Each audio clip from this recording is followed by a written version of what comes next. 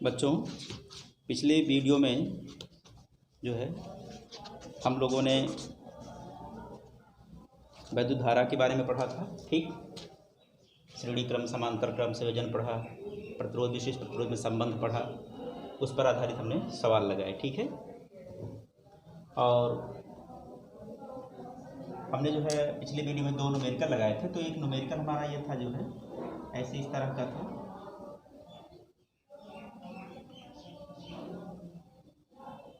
यहाँ पर कुछ प्रतिरोध दिए रखे थे, जो भी दे रखे हैं, मान लीजिए R1, R2, R3 और ये R4 है, ऐसे प्रतिरोध था। ठीक है, यहाँ पर A, B, C, D। तो अगर आपको A और D के बीच में, यहाँ पर पूछा गया था A और D के बीच में तुल्य प्रतिरोध, और वहाँ पर जो प्रश्न हमने लिख दिया था वो गलत लिख उठा था। A और D के बीच में तुल्य, वहाँ भी भावांतर लिखा था, लेकिन हमें क्या ज्ञात करना था?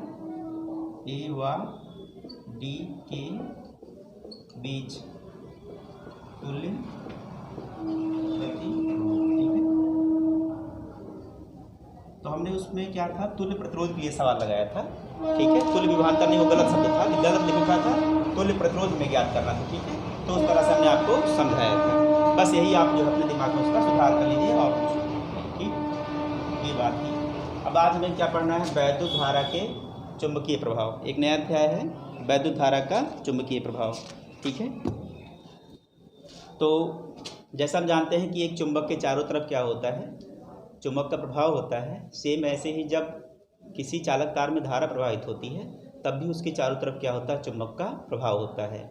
इस प्रभाव का अध्ययन सबसे पहले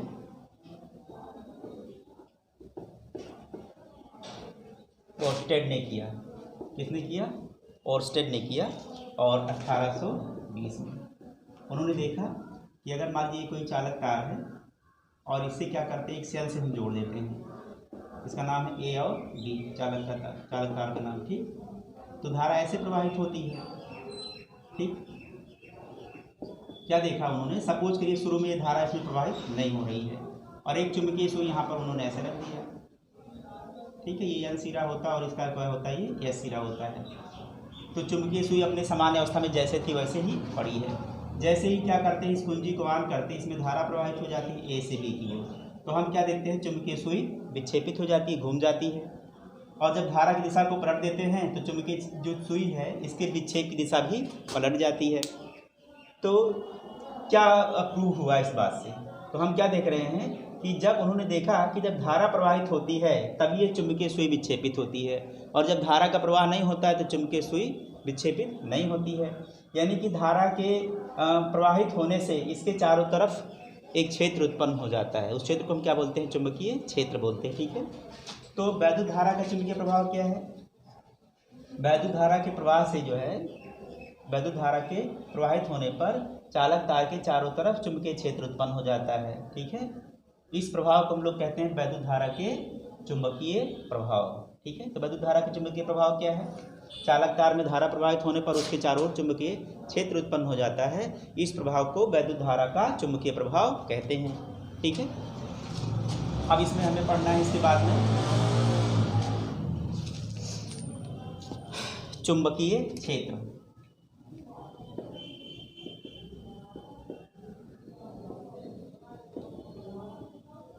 ठीक है, चुंबकीय क्षेत्र क्या है?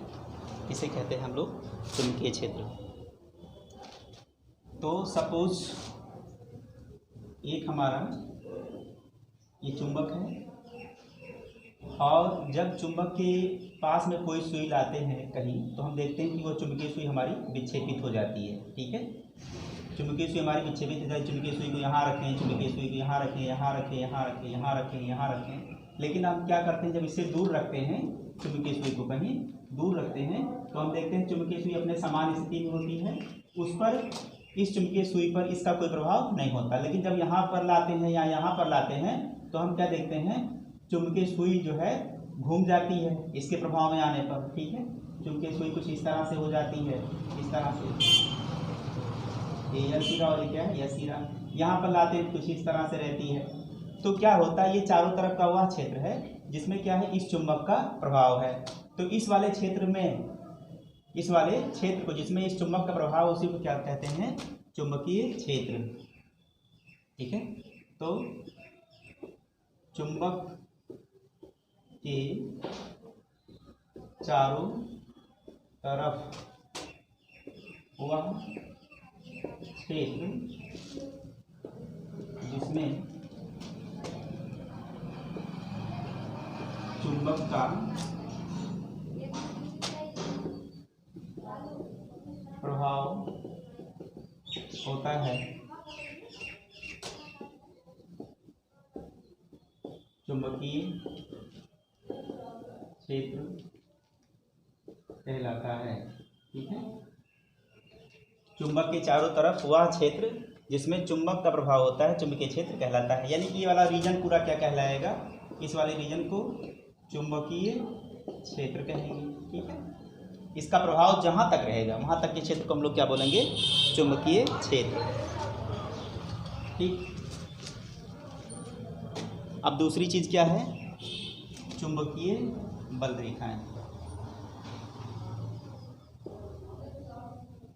चुंबकीय बल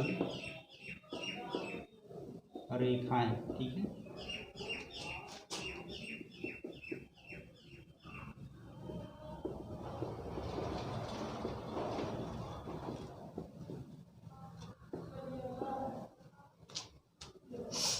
मैग्नेटिक लाइन ऑफ फोर्सेस, चुंबकीय बल और रेखाएं।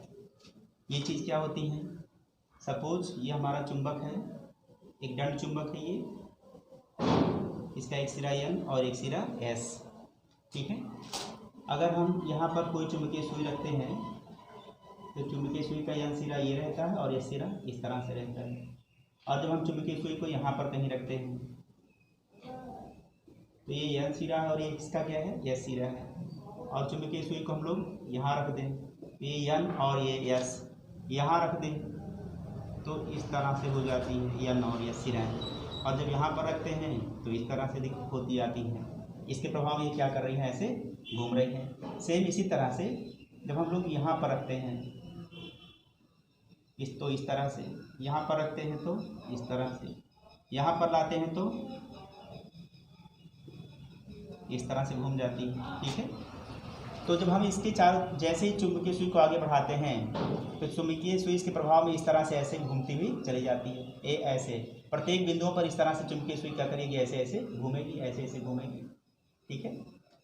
अगर हम इस सुई के घूमने के मार्ग पर क्या करें, एक ऐसी काल्पनिक रेखा खींच लें, ऐसी काल्पनिक रेखा खींच लें तो इस काल्पनिक रेखा को ही क्या बोलते हैं, चुंबकीय बल रेखाएं। अब ये रेखाएं N से स्टार्ट होती हैं और ऐसे जाती हैं, S की तरफ में आती हैं और S से क्या होती हैं, फिर N की तरफ में जाती हैं। तो चुंबकीय बल रेखाएं क्या होती हैं, एक बंद वक्र है। ये क्या है, एक बंद वक्र है। ठीक है। तो अगर हमको लिखना हो कि चुंबकीय बल रेखाएं क्या है, इसकी डिफिनीशन लिखनी हो, ठीक है, तो इसकी परिभाषा क्या लिख सकते हैं हम लोग, चुंबकीय क्षेत्र में बल रेखाएं वे काल्पनिक, ये कोई रियल नहीं होती, क्या होती है, ये काल्पनिक होती है। तो कल्पना कर दिया कि इसी पथ पर हम लोग क्या करते हैं, बल ऐसे एक लाइन खींच लेते हैं। ठीक है। तो इसके क्या बोलेंगे, काल्पनिक रेखाएं। चुंबकीय क्षेत्र में बल रेखाएं वे काल्पनिक रेखाएं हैं जो उस क्षेत्र में या जो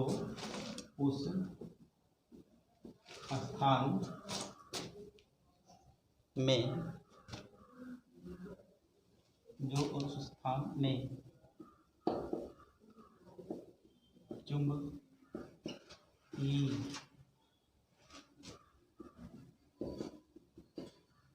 क्षेत्र की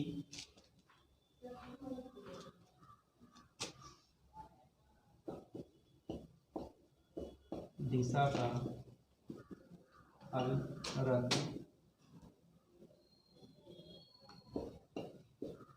प्रदर्शन करती हैं। क्या है?